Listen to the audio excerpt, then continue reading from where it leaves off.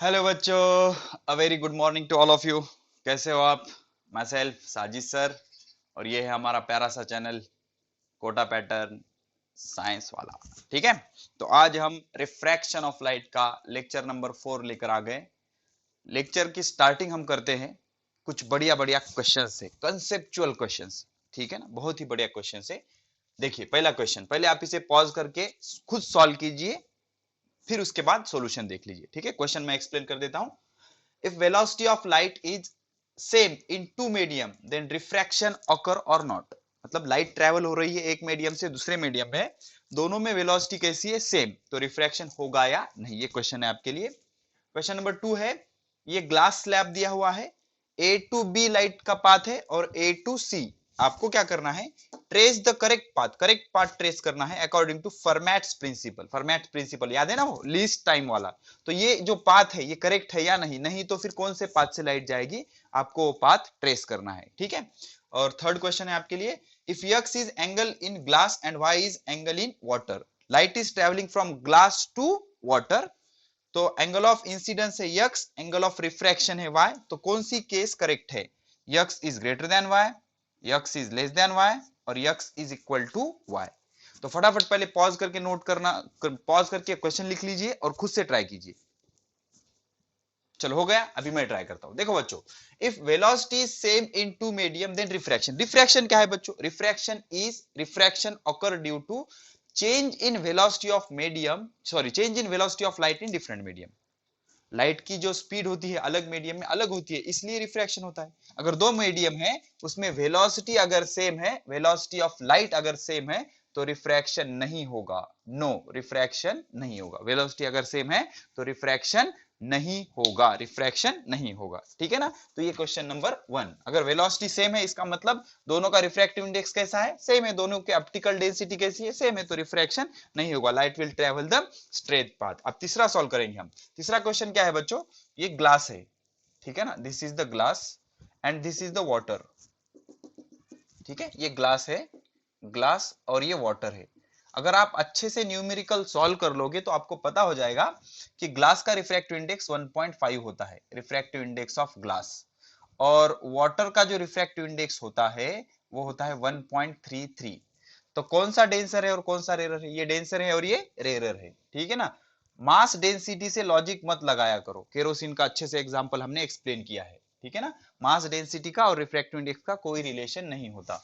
तो रिलेशन कुछ इस तरह से दिया गया है। यहां पर एंगल ऑफ इंसिडेंस है आपका यक्स। ठीक है, लाइट को कुछ इस तरह से जाना चाहिए स्ट्रेट, लेकिन स्ट्रेट जाएगी नहीं, दोनों का रिफ्रैक्टिव इंडेक्स अलग है, दोनों में स्पीड अलग होगी, तो यहां पर रिफ्रैक्शन फिनोमिनन होगी। तो कहां से कहां लाइट ट्रेवल हो रही है?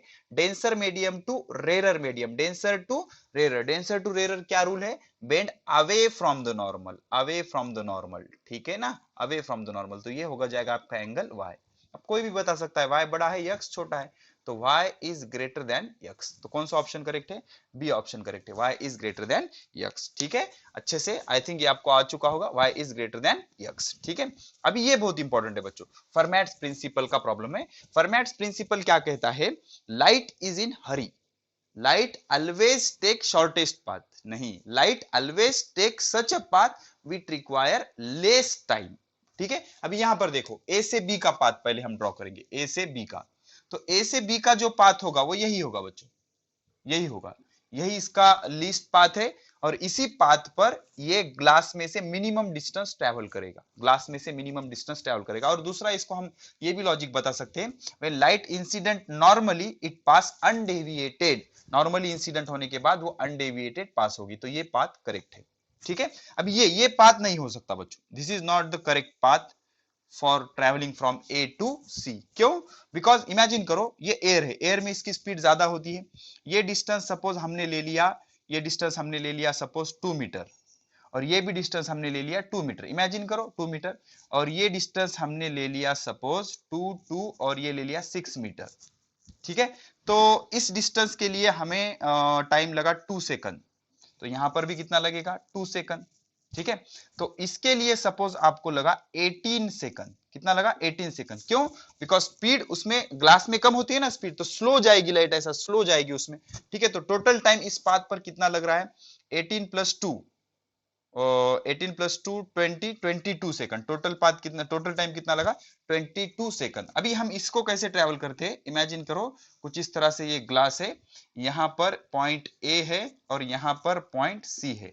तो हम कैसे ट्रेवल करेंगे, सपोज हम क्या करेंगे, इसको we will incident like this.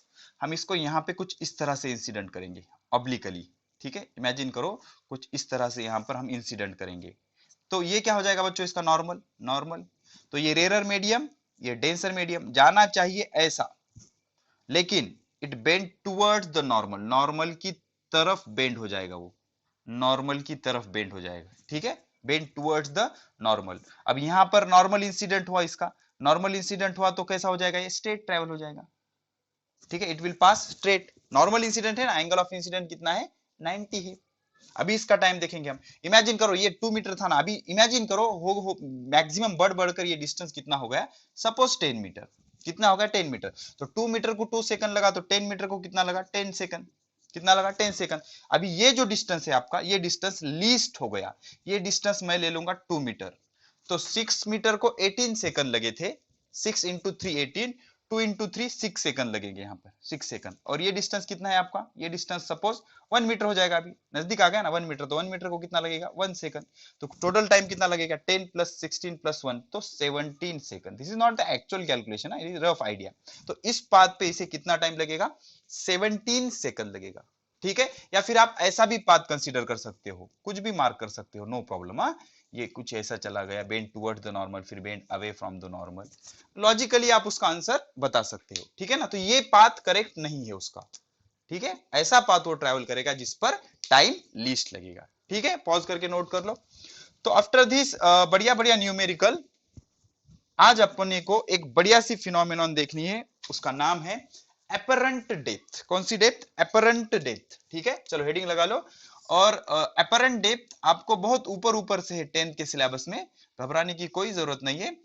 इसका मैं आपके लिए एक्सप्रेशन भी लेकर आया हूं सीधा 12th के बुक से, ठीक है, एपरेंट डेप्थ। और उस पर एक न्यूमेरिकल भी करेंगे हम, बढ़िया सा न्यूमेरिकल भी करेंगे, ठीक है ना, एपरेंट डेप्थ, ठीक है।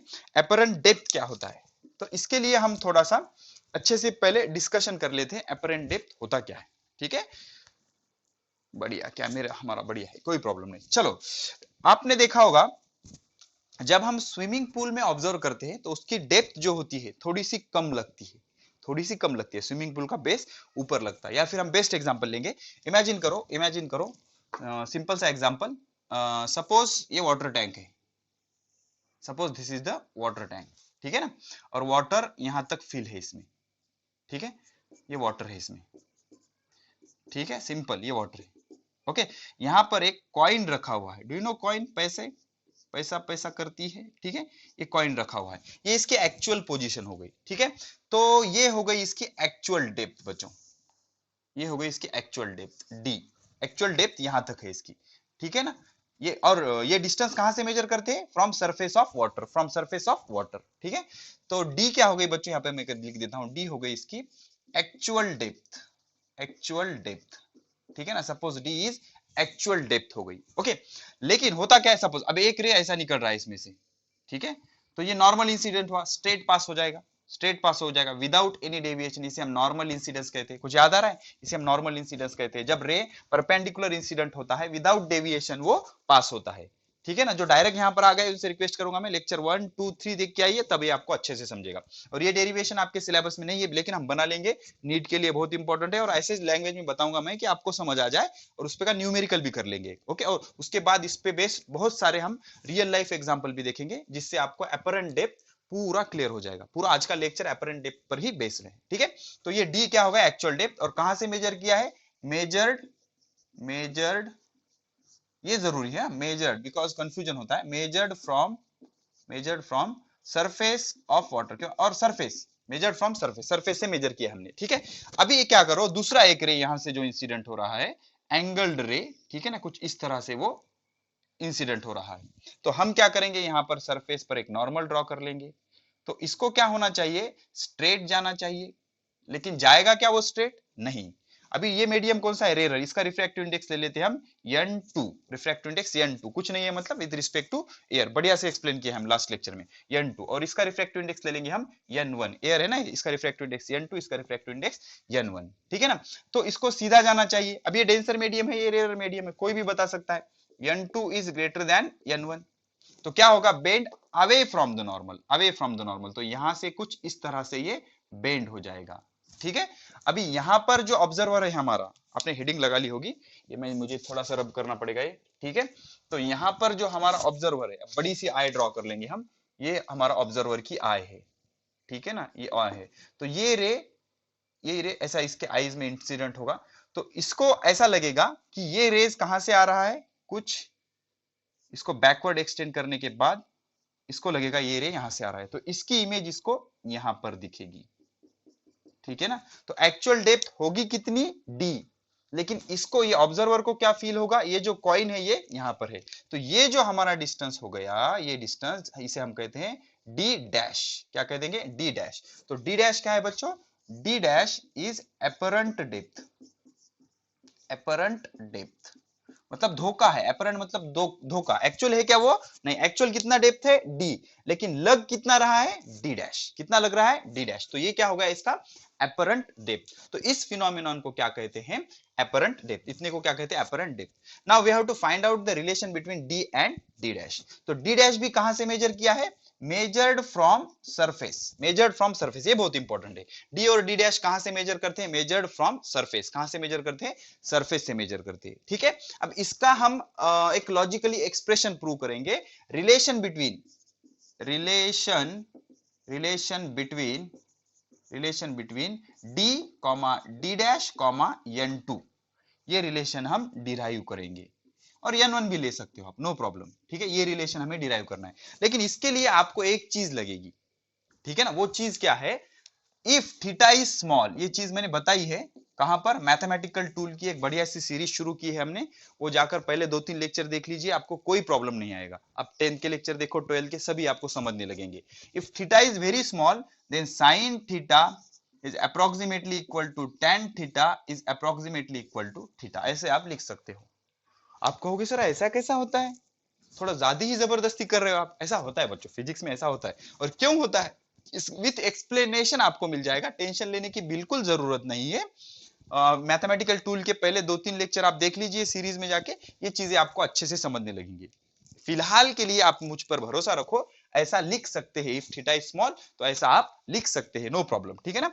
sin theta approximately equal to tan theta approximately equal to theta, proof चाहिए, जाइए आप मैथमेटिकल टूल 2-3 लेक्चर देख के रहिए, ठीक है। तो ये हमें रिलेशन रिड्यूस करना है। तो देखिए बच्चों, अभी हम क्या करेंगे, अच्छे से नोट करो, देखो अब हम क्या करेंगे, ये हो जाएगा एंगल ऑफ इंसिडेंस, ठीक है, ये क्या हो जाएगा, एंगल ऑफ इंसिडेंस, ये इंसिडेंस हो जाएगा ना एंगल, तो ये जड़ बन गया बच्चों, ये और ये भी क्या हो जाएगा आपका एंगल ऑफ इंसिडेंस, ठीक है।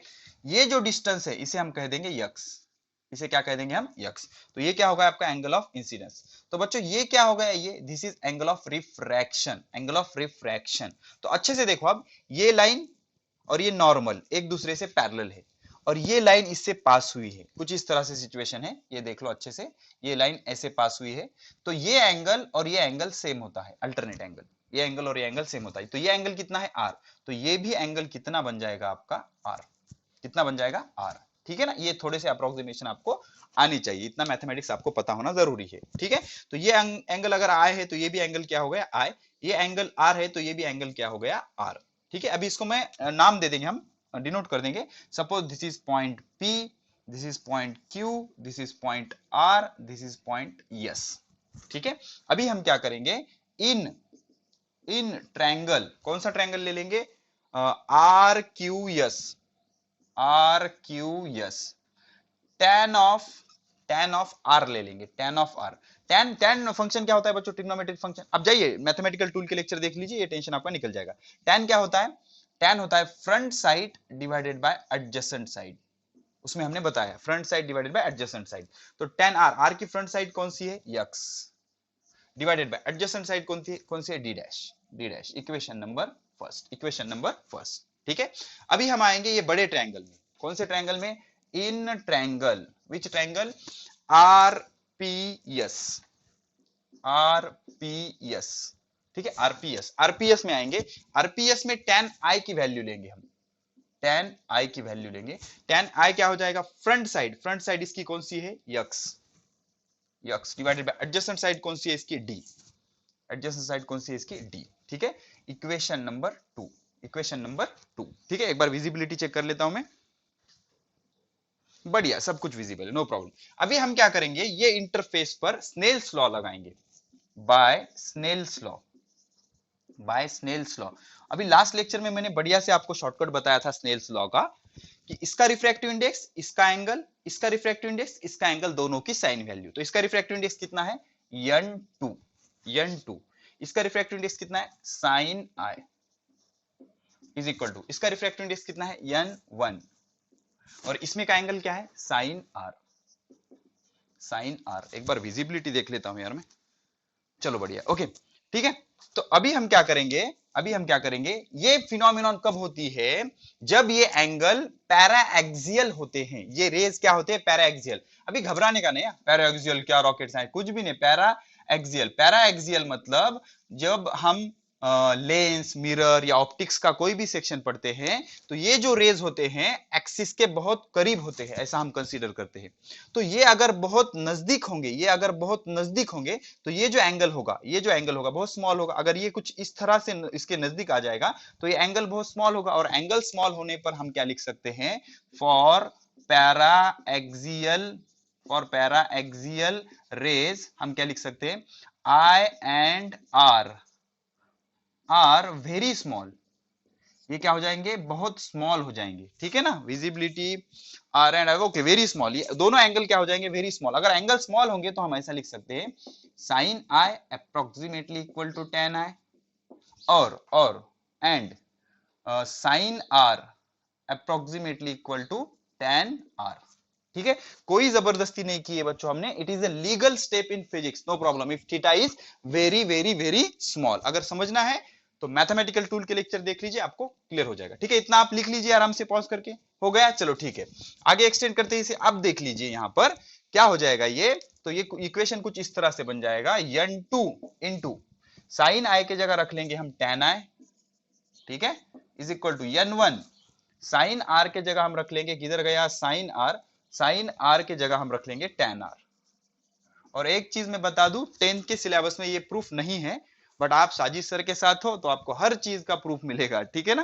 तो अच्छे से समझने की कोशिश करो, वरना आप आखिरी उसका स्टेटमेंट भी याद कर लोगे तो चल जाएगा, नो प्रॉब्लम। बट अगर आप नीट का प्रिपरेशन कर रहे हो बच्चों, तो अभी से ये चीजें आना आपको जरूरी है, ठीक है।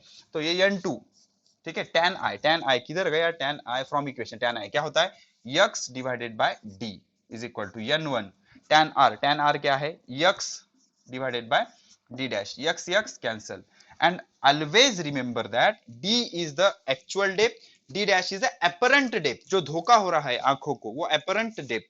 और ये सभी डिस्टेंस d और d डैश कहां से मेजर करते हैं, फ्रॉम सरफेस ऑफ वाटर। अभी इस पे हम न्यूमेरिकल भी करेंगे, आपको बढ़िया से समझ आ जाएगा।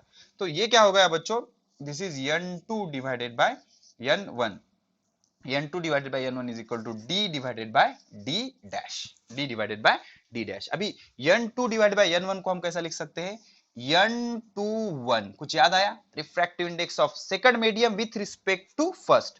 फर्स्ट को रिस्पेक्ट दो बोल रहा, लेकिन देने का क्या नहीं, बिकॉज ये दोनों सेम घर के। अब ये लेक्चर 3 में बहुत अच्छे से हो गया, ठीक है। तो ये हो जाएगा d divided by d dash. तो आप अच्छे से याद कर लो, ये फॉर्मूला आपके सिलेबस में है, बहुत इंपॉर्टेंट है। Refractive index of second medium with respect to first is actual depth divided by apparent depth, actual depth divided by apparent depth, हो गया, actual depth divided by apparent depth, ठीक है।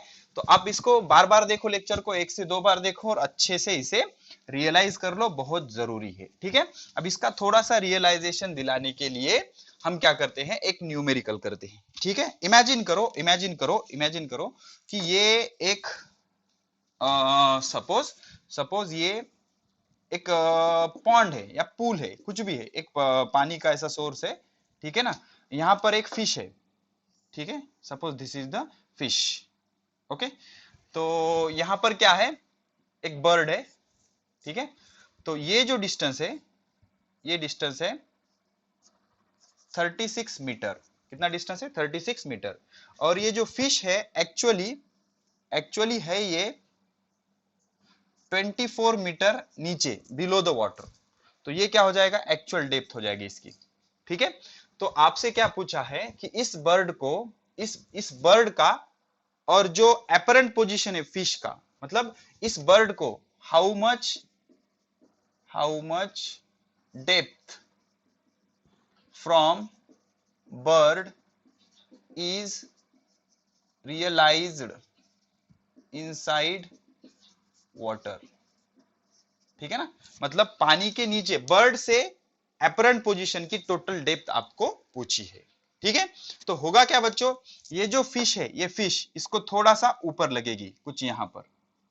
ठीक है, कुछ यहां पर लगेगी, तो ये डेप्थ क्या हो जाएगी इसकी, डी डैश। क्या हो जाएगी, डी डैश। और ये टोटल डिस्टेंस कितना है, डी, एक्चुअल डेप्थ है ये। ठीक है ना, तो रिफ्रैक्टिव इंडेक्स जो है वाटर का वो होता है 4/3 विथ रिस्पेक्ट टू एयर। तो हमारा फॉर्मूला क्या था बच्चों, फॉर्मूला था हमारा n21 is equal to d divided by d dash. याद आया, अभी अभी हमने प्रूव किया था ना। तो n21 कितना है बच्चों, 4/3 is equal to d, actual depth कितनी है 24। अभी d डैश कितनी होगी, अपरेंट डेप्थ हमें निकालना है, फाइंड आउट करना है d डैश। ठीक है, तो 4 1 जा 4, 4 6 जा 24, ये डी डैश इधर आ जाएगा, डी डैश 6 3 जा 18 मीटर। अभी आप एक्साइटमेंट में 18 को ही राइट करके आ जाओगे, बट 18 इज नॉट आंसर। आपको पूछा है बर्ड को फिश कितने डिस्टेंस पर रियलाइज होगी। तो ये डी डैश कितना आया बच्चों, डी डैश आ गया 18 मीटर। कितना आ गया 18 मीटर। अब ये 18 मीटर और ये 36 मीटर, तो टोटल डिस्टेंस कितना हो जाएगा, total distance realise is equal to 36 metre plus 18 metre. ठीक है ना, 36 metre plus 18 metre, 36 metre plus 18 metre कितना होगा बच्चों, आप कर सकते हो यार, 54 मीटर। ठीक है, तो ये बर्ड को, ये फिश कितने डिस्टेंस पर दिखेगी, 54 मीटर पर। लेकिन एक्चुअल कहां पर है बच्चों, वो 36 प्लस 24, तो 6 प्लस 10 0 3 3 6, एक्चुअल है कहां पर वो, 60 मीटर पर। कहां पर है, 60 मीटर पर है वो, लेकिन दिखेगी कितने डिस्टेंस पर, 54 मीटर पर। ठीक है, दिस इज जादू ऑफ फिजिक्स। ओके, 60 मीटर पर है लेकिन दिखेगी कहां, 54 मीटर पे। ये 12 का एग्जांपल है, नीट के एग्जाम में एक बार आया हुआ है। ठीक है, अच्छे से नोट कर लो, कंटिन्यू करेंगे आगे। फिनिश हो गया, चलो ठीक है। तो जिसको भी थोड़ा सा भी प्रॉब्लम है वो जाकर फिर से एक बार देख के आ जाए अच्छे से। ठीक है, तो अभी हम क्या करेंगे, कुछ रियल लाइफ एग्जांपल लेंगे एपरेंट डेप्थ के।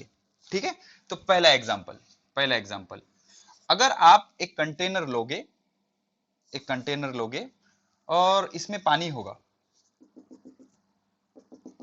Okay, suppose this is the water in container. इधर इसमें हम क्या करेंगे, एक स्टिक समझती है ना, ठीक है ना, लकड़ी। ठीक है, ऐसी स्टिक इसमें डीप करेंगे कुछ इस तरह से, और यहां पर ऑब्जर्वर है। ठीक है, ऑब्जर्वर देख रहा है इसको। ठीक है, तो होगा क्या बच्चों, यहां से जो रेज इमिट हो रहे हैं, ठीक है, ये रेज कुछ इस तरह से इमिट हो रहे हैं। ठीक है, ये तो स्ट्रेट जाएंगे, लेकिन सपोज ये रेज यहां पर जा रहे हैं। ठीक है, ये रेज कुछ इस तरह से जा रहे हैं, तो यहां पर हम एक नॉर्मल ड्रॉ कर लेंगे। ये एंगल ऑफ इंसिडेंस हो जाएगा। ये डेंसर मीडियम, ये रेयर मीडियम जाना चाहिए कुछ इस तरह से, लेकिन ऐसे नहीं जाएंगे, वो क्या हो जाएंगे, bend away from the normal से अवे बेंड हो जाएंगे। तो इस ऑब्जर्वर को क्या लगेगा, ये रे कहां से आ रहा है, कुछ यहां से आ रहा है। ठीक है, यहां से आ रहा है, तो होगा क्या, ये जो स्टिक है इसको ऐसी बेंड दिखेगी। ठीक है, ये इसकी इमेज यहां पर बनेगी ना, तो ये जो ऐसी स्टिक थी इसको ऐसा लगेगा। तो जब स्टिक हम वाटर में डीप करते हैं तो कुछ बेंड ऑब्जर्व होती है, उसका रीजन ये। ठीक है, रे डायग्राम बना लीजिए। फिनिश, चलो ठीक है, और एक हम रियल लाइफ एग्जांपल देखते हैं। देखिए, सपोज इमेजिन कीजिए, this is the container, water container है ये कुछ इस तरह से। ठीक है, और यहां पर एक कैट है, कैट। ठीक है, इमेजिन कीजिए, अब कैट का डायग्राम नहीं बनाऊंगा मैं, ठीक है, suppose this is the digital cat, हमारे डिजिटल कैट है, ओके, कैट, इसे हम कैट कहते हैं, यही तो मजा होता है फिजिक्स का, ओके, कैट को टायर भी है, ओके तो होगा क्या अभी, इमेजिन करो यहाँ पर एक फिश है,